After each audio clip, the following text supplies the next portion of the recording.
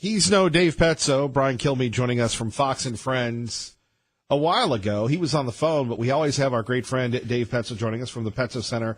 Petzo Financial. Petzo. Good morning, sir. Good morning, Kevin.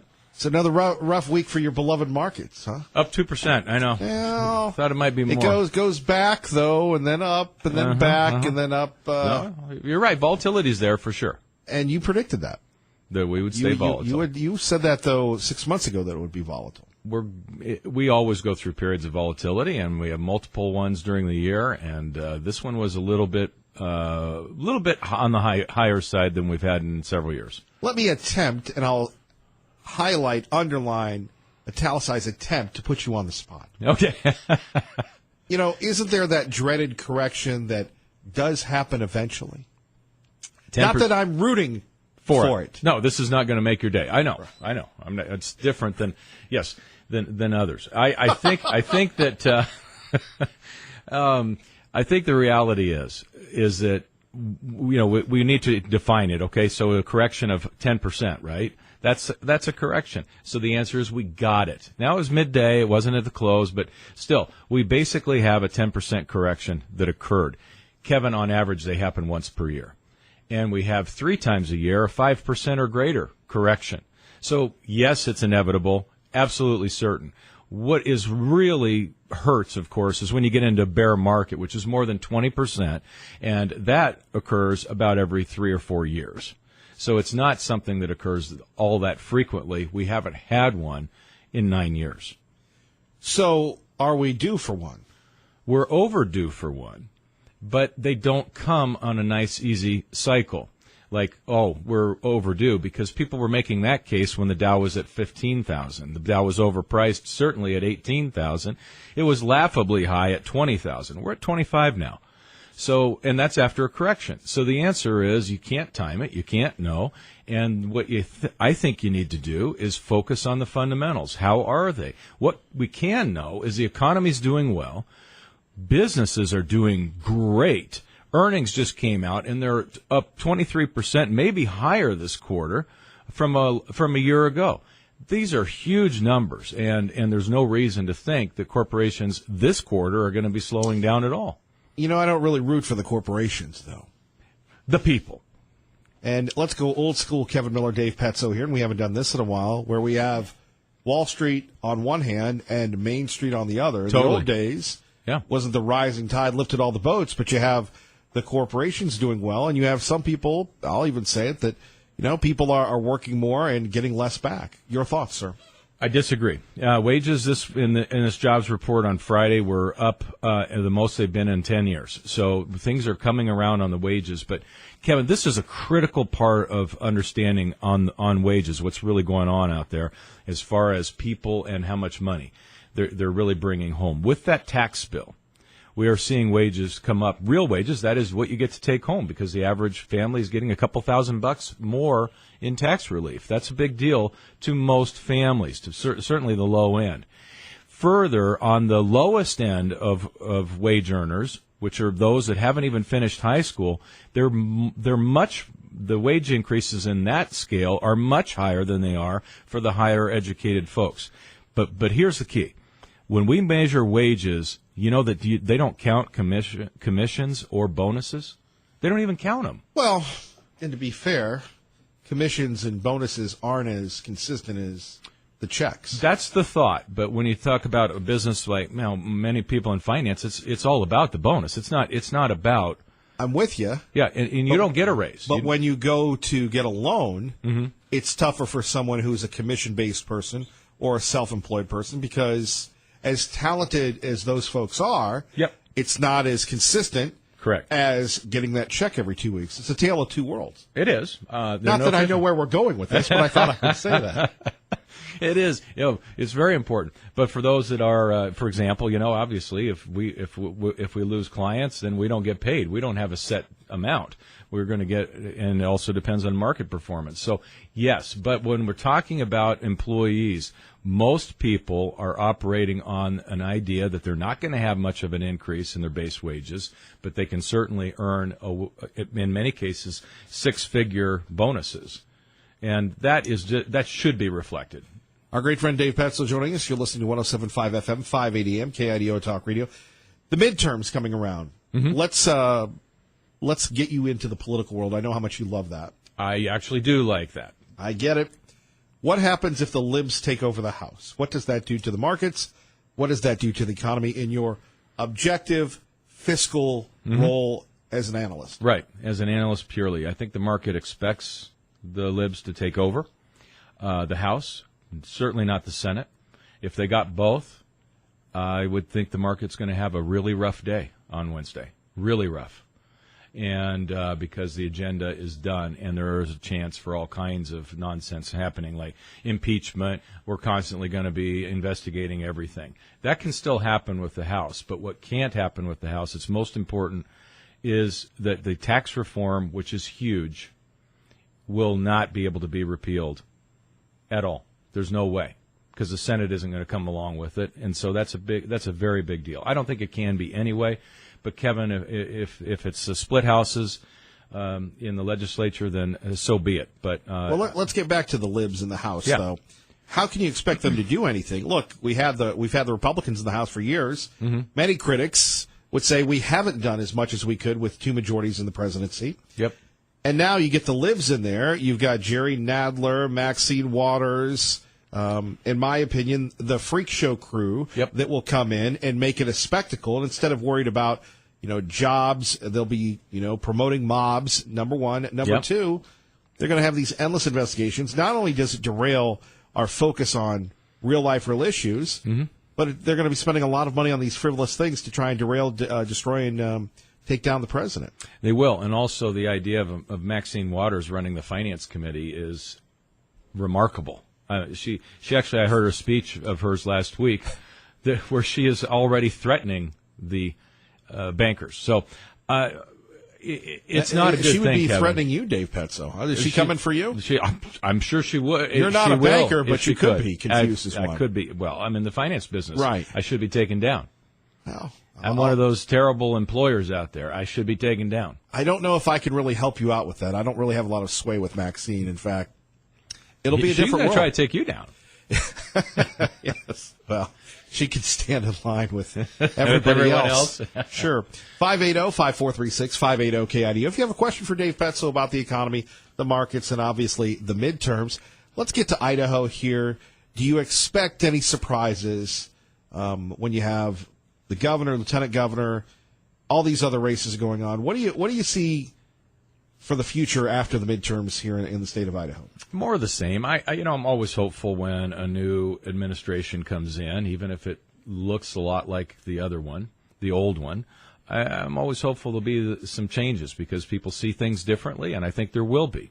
As we talked last week, I have to say, by the way, this show is listened to because the Department of Insurance called me.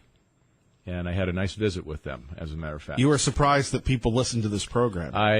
You was surprised it got a response from the Department of Insurance. As you know, I've talked about it a lot for a long time. Let me just say this. This is our little secret between you and me and the people that actually get this program and get this great radio station. Yeah. Celebrating 90 years, coming up as Idaho's first radio station, first broadcast entity, is the hidden secret is people do listen. Now, you have other people that, play the music and all that, and they do a great job. But when you're talking about influencers and people that get it, and that's because, and this is no pandering, of course, this show is about pandering, but I'll self-report.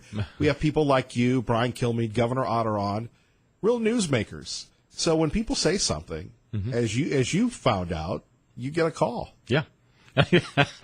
Yes. Well, as you know, I've been trying to get the attention of the Department of Insurance for a while, and I did. And they met with a group. I just want to say that I was very impressed. They called. I was thrilled. And Jennifer Stone and I went in for a meeting to help them understand a product that is very complex and I think is a very big problem. And I think they're going to do something about it. I think Idaho's going to take a lead on this. So there. And you don't get that from Maggie in the morning, do you? No. Exactly.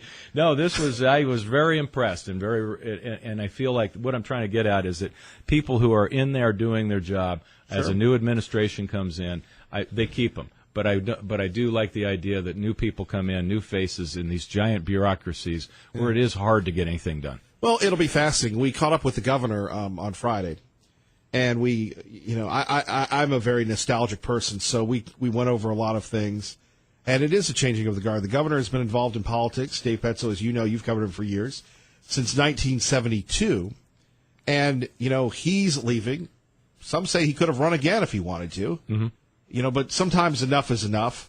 And then you have Brad Little coming in, lieutenant governor, and, it's just like with Reagan and Bush and that sort of thing. You'll see what happens. Yeah. I don't know if there'll be a lot of change, but we'll have to wait and see. I don't think there'll be a lot, but sometimes it's the little changes that make a big difference, and getting some people in some of the departments that have been maybe a little weaker really aren't stepping up, because it's a brand new group, which means I've got a brand new group of people that I owe political favors to, right? So we're going to get some new people somewhere, I would think, in the administration. Maybe different advisors. Who knows? But I do look forward to it, and I think Brad Little will be a very good governor. Although I like Butch. I think he's been great. I'm very disappointed that Brad Little really didn't have a real competitor this time. It's so bad he just launched his first negative TV ad about Paulette Jordan with, she voted for $100 million in tax increases, wants to take your guns, backed by the Hollywood elite. She really just didn't show up, in my opinion. She did not. No, she's really appears to be about Paulette Jordan, about trying to create if you will, an enterprise of herself, trying to become famous elsewhere. And so maybe she wants to be more on the national scene. But she didn't really seem to answer the questions or have that. When I'm watching, I don't get the impression she even wants the job. It looks like it might be you have to spend some overtime. You might have to go out in the evening and go kiss and hug some babies and stuff. I just didn't have that impression. It almost reminded me of the old George Bush when number one in the second term with Clinton. He didn't act like he wanted to keep this job. I know he did, but right, he didn't act like it. Right. More coming up with Dave Petzo. Coming up, we'll talk Micron. Kevin Miller, KIDO Talk Radio. Dave Petzo joining us once again, the Petzo Center. Petzo Financial on Facebook, on Twitter. Obviously, Money Matters, 30 years here at KIDO Talk Radio. Let's talk a little bit about Micron. Mm-hmm. Mm-hmm. Micron big in the news this week. In the news. Before we get to the Chinese, which we've been talking about for quite some time, more and more jobs going away from the Treasure Valley. Yeah, there are. And obviously new ones are coming in, right? Micron's always hiring, and they're also always trimming. And I think that's just part of what is happening in all business. Any vibrant business is always trimming up some areas that maybe aren't working as well for them, and also maybe the people aren't working as well for them as they would like. And so, as we've talked before, Micron's gone through a huge turnover, right, in the C-suite, and along with that, brought in all new managers. And that's going to bring in a whole new set of, if you will, rules or expectations. And so some of the folks didn't want to stick around and have retired, and other folks have been asked to go. So it is, it seems pretty normal. But Micron is still bringing in and recruiting engineers here. I'm going to put you on the spot, Dave Petzo. Okay. Because you value people in your business. It's the people at Petzo Financial that make a difference. Mm-hmm. And you're right. If you read something in a book, you turn things over, and sometimes people are stuck in the old ways. Yet on the other hand, you go back to J.R. Simplot and others. Didn't they want this to be an Idaho-based company and it to be about Idaho? And it's the gem state. We have a few gems, and then we have Mr. Chobani that comes in and finds this place. But here we're global and all this, but what about maybe it's an antiquated thought of, this is the home. We've talked about this before, the rubber industry. Yep. Okay? Yep. You had Firestone, Goodyear, Goodrich, General, all these things. And eventually they all moved away. Yep. Is it that transactional today in business? Yeah, it probably is to a degree. But if you're a global company like Micron, it's not possible to just do everything here in Idaho. The size of the facility would be ridiculous. I don't think they would have enough power to even be able to run it, and water, because it would be so big. They need multiple fabs around the world, and they have them. But as far as the headquarters, let's hope that the R&D headquarters stays here as well as the corporate headquarters, Kevin. It just, it is fluid, and Sure. it is a concern. When we take a look at, though, moving jobs to Taiwan, $6 billion to Virginia. Yeah. As someone who lives in Idaho and is a homer. Yeah. Okay, how about $3 billion here? Right. What are you doing for the people here that created it, that backed you? And I can remember over 9 years ago, I was working out in the gym. Some guy got laid off from Micron. He was an assembler, but he was so proud of working at Micron. And Micron still is the largest private employer in the state, right? They are, yes. They still are. Right. So, I mean, that is something that I don't know if the Little administration will look at or anything else. And I know we don't like incentives and everything else, but still, is there room for negotiation, or are we going to say, we'll be seeing you? You know what? There's always room for negotiation, and I'm quite sure that they will be talking with them about some kind of a reduction in taxes or what have you, or if they're trying to do something. But we did spend, let's not forget, just within the last 5 years, they spent billions of dollars here at this fab, this facility, to expand their R&D capabilities out right here in Boise. So that was a strong, strong sign that they were not only going to stay here, but we're going to really spending some money. So. You know, I'm still hopeful. That was under the old administration, right? It was. Kevin, I'm with you on this. I'm concerned. Now, Dave Petzo is someone who has covered Micron for years. You have those folks in here all the time. I mean, obviously there isn't that same type of connection when Steve Appleton was live, God rest his soul. Yep. But is there that unique Treasure Valley community-minded outlook? Have you sensed that? No, there's none of that. No, I don't even think many of the C-suiters even live in Boise. I don't think the CEO does. I think he commutes here from Silicon Valley somewhere. So I don't know that for 100% truth, but that is what I was understanding. So maybe he's moved here since, but without that connection, you don't live here. How do you connect with the community? How do you feel that Boise's an amazing place if you don't even live here? Well, and by the way, if you know anything about Micron, you can email me, Kevin at KIDOTalkRadio.com. That's Kevin at KIDOTalkRadio.com. Don't worry about anybody tapping into my email. We've got the analog servers here, so you're good. Back to Dave Petzo here. We're talking blocking and tackling. So you love the websites, don't you? I love the websites. Right. You know, the Sure. financial websites. We've got Seeking Alpha. Yeah. You ever heard of them? Yes, I have. Okay. Micron, my top pick for 2019.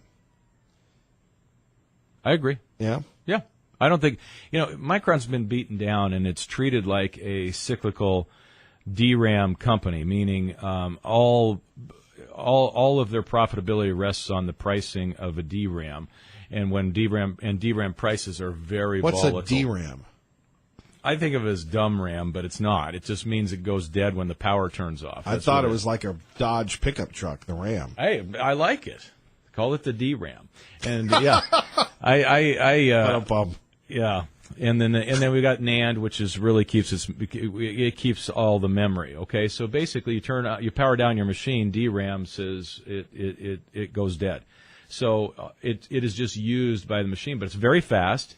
And it helps the machine work very, very quickly. And DRAMs have turned out to be very sophisticated, very high-end, and they're used in automobiles and everything, the Internet of Things, if you will.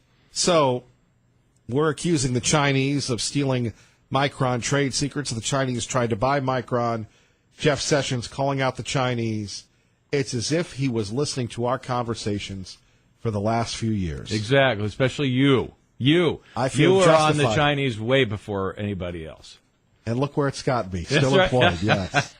What do you make of that case? I think it's huge. It's a really big thing to have the Justice Department coming out talking about it. The FBI the week before, people forget that this because it's not as big a news, right? But the FBI had a big press conference talking about the fact that the Chinese were stealing corn seed in Iowa and technology in Silicon Valley. In other words, it is rampant, widespread. The Chinese are, and they've specifically said to the Chinese, they didn't say just broadly corporate theft or anything. It was China, and the FBI is tired of it. This administration's doing something about it.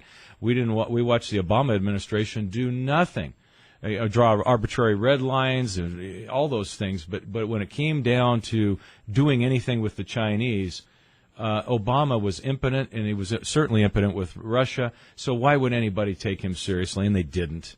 And we are where we are. Dave Petzo, we appreciate you. Anything else you'd like to share with us? Yeah, I'm just going to, when we're talking about this China thing, it's going to take time, okay? It's not something that's going to be quick. So we can talk about trade wars, worry about them, and fuss about them.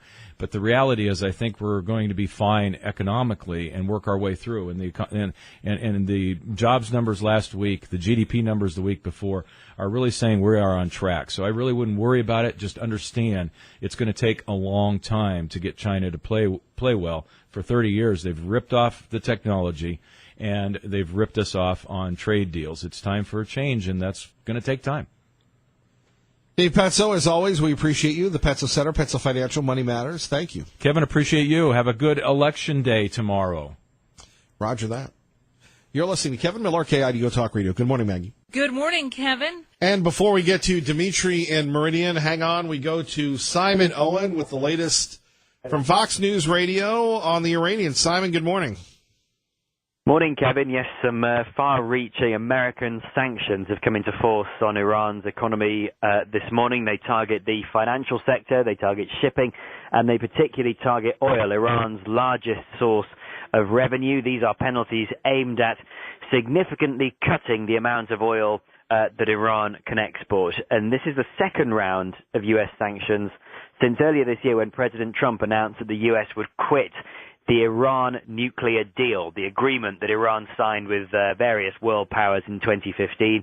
There was a first round of sanctions from the U.S. in August, but analysts say that today's are far more significant. Any more fallout from this? I know people have been rattling their sabers for quite some time, Simon. Well, I mean, the reaction from the Iranians has been defiance. Today, President Hassan Rouhani said this is an economic war situation. He says we are standing up to a bullying enemy. He actually compared President Trump to Saddam Hussein, the former Iraqi dictator, and he said that Iran would proudly bypass these penalties. He said that essentially that Iran will continue to sell oil. Now, how much Iran is able to do in that respect is another question. Previously, when Rouhani has spoken about this, he has acknowledged that there may be tough times ahead for Iranian people. And then as for over here in Europe, the Iran deal technically is still active. It's still alive. The Europeans who are also signed up, France, Britain, and Germany, are trying to salvage it. But European businesses have repeatedly said that they're uncomfortable with the situation. Some of them have already shut down their Iranian operations. Others have said they're going to walk away. Well, the Europeans generally today are saying that they regret these new American sanctions. But that's about all they can do, is express regret, and they'll continue to try and keep the deal alive. But it's on shaky ground at the moment. Simon, to be continued. We appreciate you. Thank you, sir. Thanks, Kevin. Thank you. The controversy continues in Middleton concerning, well, the fate of 14 elementary school teachers. Currently, 14,000 people have signed a petition for them to keep their jobs.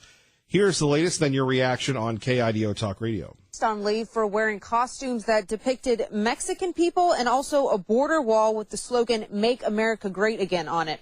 The photos were then posted to the district's Facebook page Thursday night and later removed, but screenshots captured the images and they went viral. Middleton School Board Chairman Tim Winkle says the costumes were part of a team-building activity that took place after school hours. Now, starting tomorrow, when kids return back here at Middleton Heights Elementary, there will be extra administrators at the school and also increased security. The school's district crisis team will also be on hand to provide support to students, staff, and parents. On Wednesday, there will be an all-staff meeting for the purpose of cultural sensitivity training. All for photos that were done outside of school activity. Dimitri, thanks for your patience. Calling from Meridian on KIDO Talk Radio with Kevin Miller. Good morning, Dimitri. Yes, Kevin. How are you doing today? Trying to make sense of a nonsensical world, and you? Same thing. That's why as usual, when I talk to you, you help me to grasp reality. So I really appreciate it, Kevin. So let's talk about this whole so-called controversy with Middleton teachers. You please explain to me, as to an immigrant who came to U.S. knowing that this is a country of freedom and liberty, can you please explain to me what's going on? I'm really aghast at what's happening, because I don't see that these teachers did anything wrong. Well, what they did is they live in an age of social media where we have people that are offended just by your existence and my existence, and they're always looking for the gotcha.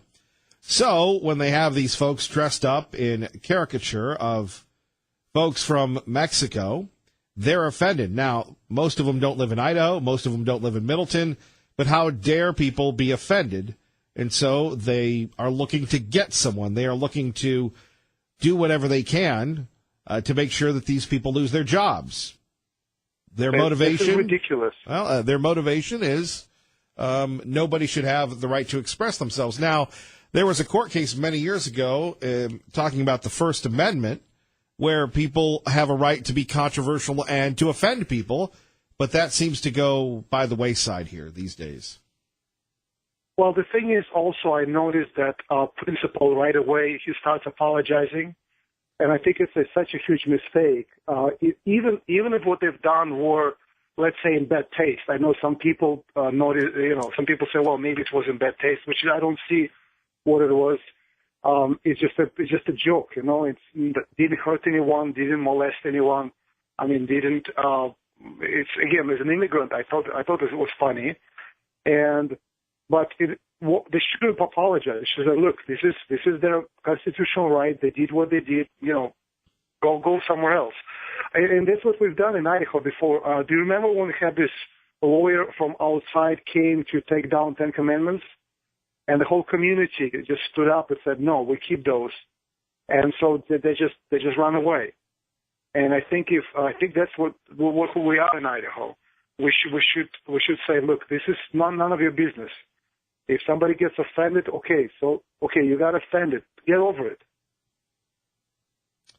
Indeed. Thank you, Dimitri. So Kevin, also, you said that there's a petition out there. Where can I sign that petition? You can go to change.org, and it's Save Our Middleton Teachers.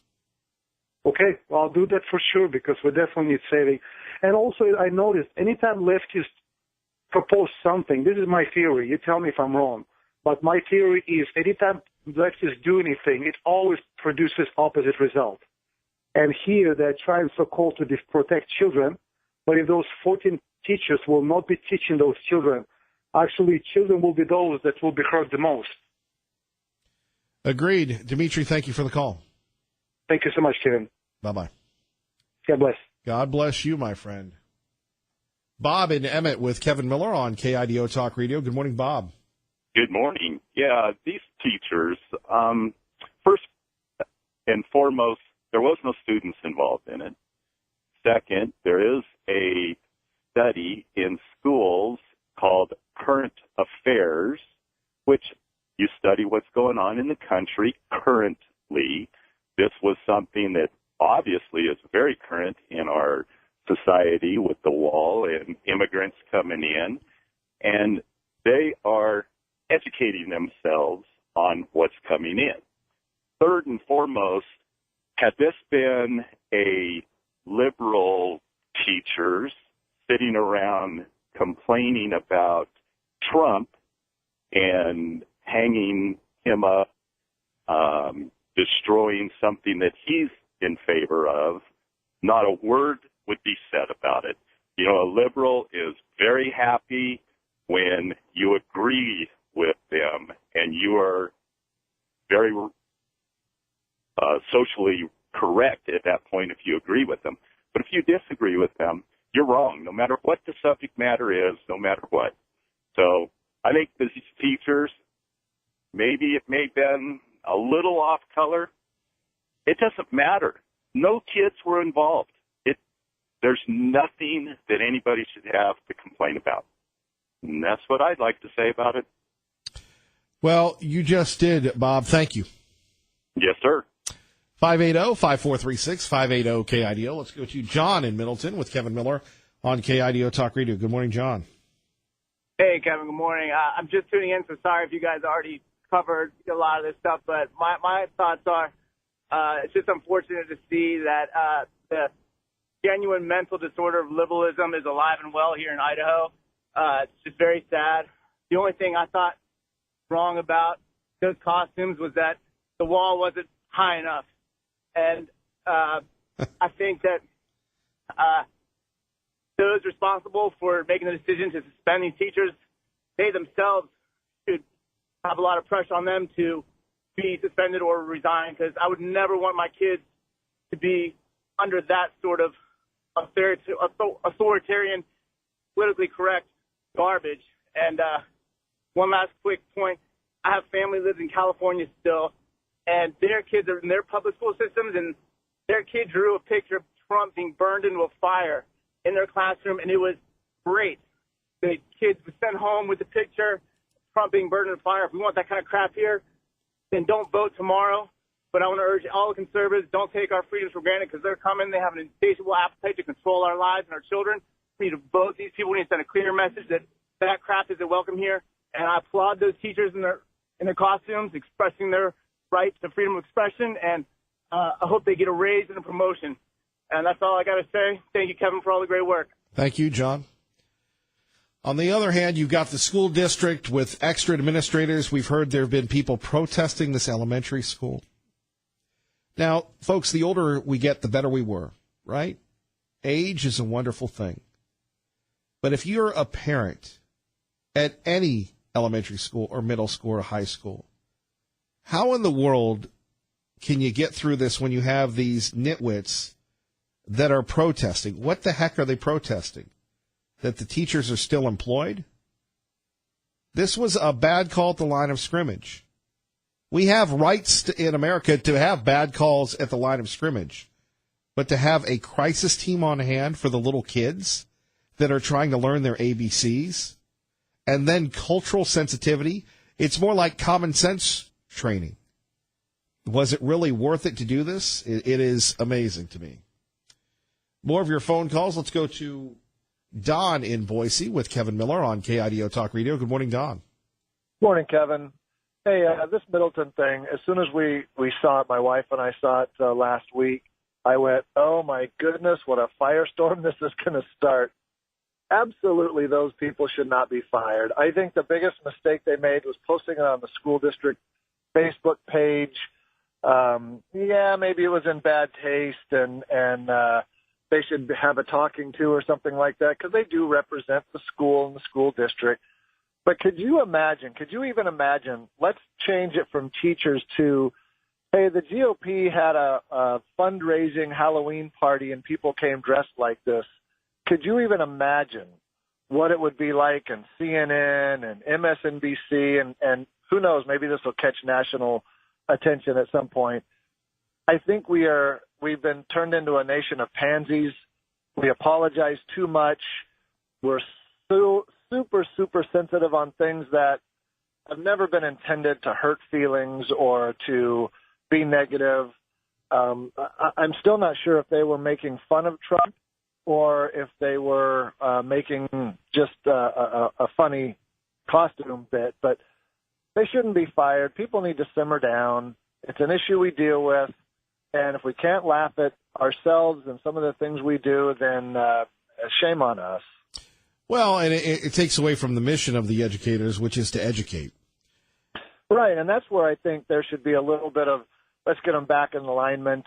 Like I said, the biggest thing, putting it up on the school district Facebook page was probably the biggest issue. And that's where I'd make changes and not allowing people just to post there freely. Maybe it goes through the school district so it stays within their mission. But we need to simmer down on this. Agreed, Don. Thank you for the call. You bet. We'd love to hear from you next. Kevin Miller, 580-5436, 580-KIDO. You're listening to Kevin Miller on 107.5 FM, 580 AM, KIDO Talk Radio. And this is where I just ignore the bumper music and speak in deadpan. Kevin Miller in the morning, KIDO Talk Radio. Thank you, Ray Amaya.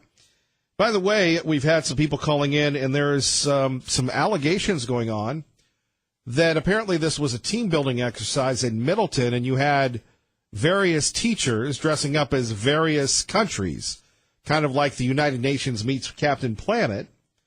And when this came down, you had only one entity show up, and that was our friends, our news partners from Channel 7. We don't know if they got a tip that nobody else did, or they out-hustled everybody else. But it begs the question, where are the photos from the other teachers from other countries, and what does this have to do with educating kids?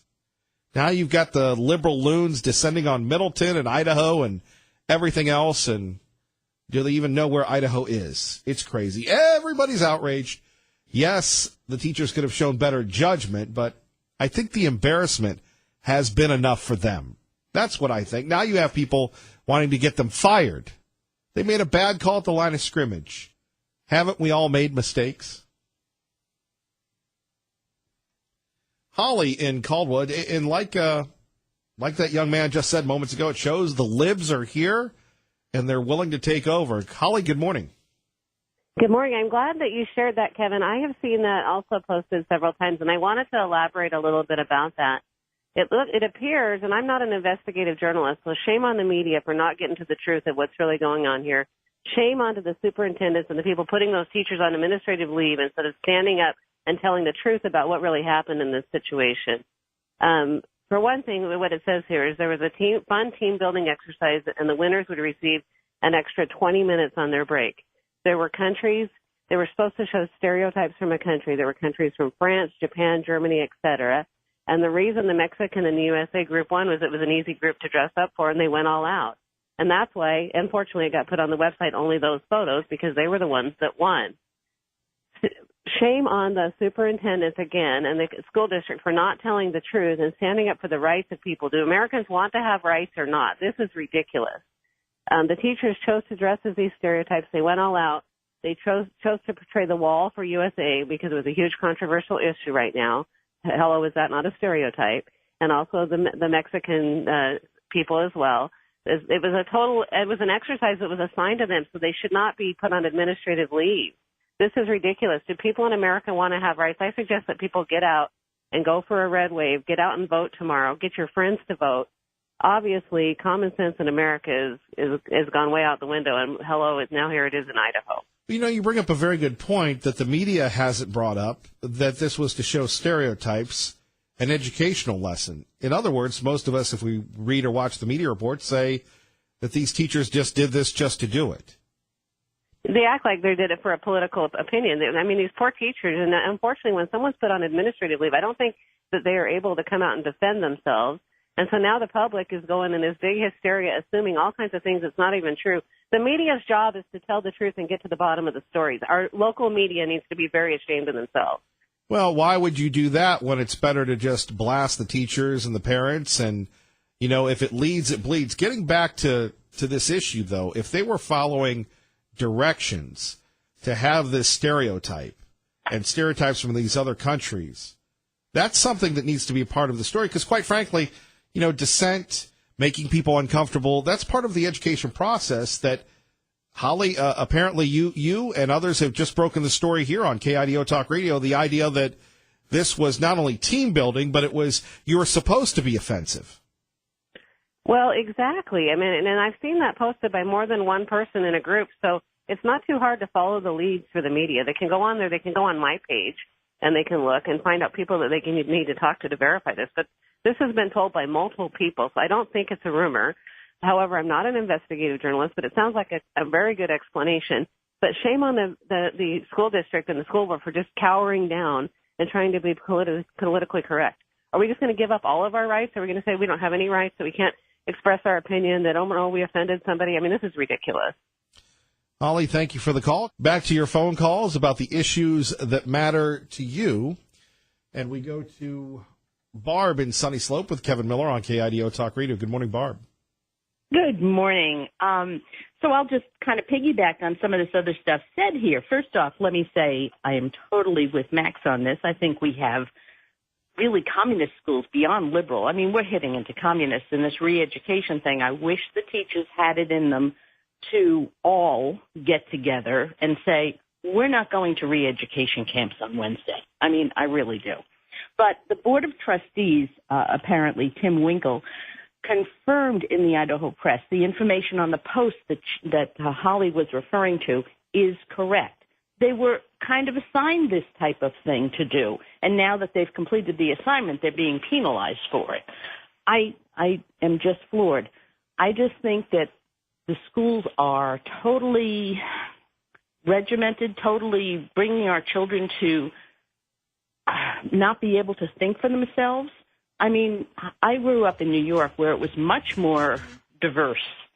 And, hey, Barb, can you hang on, or are you out of here? I can. All right. No, I can hang on. All right, Barb, Lisa, Tom Munns, Lars Larson, Kevin Miller, Fox News, all on KIDO Talk Radio. Good morning.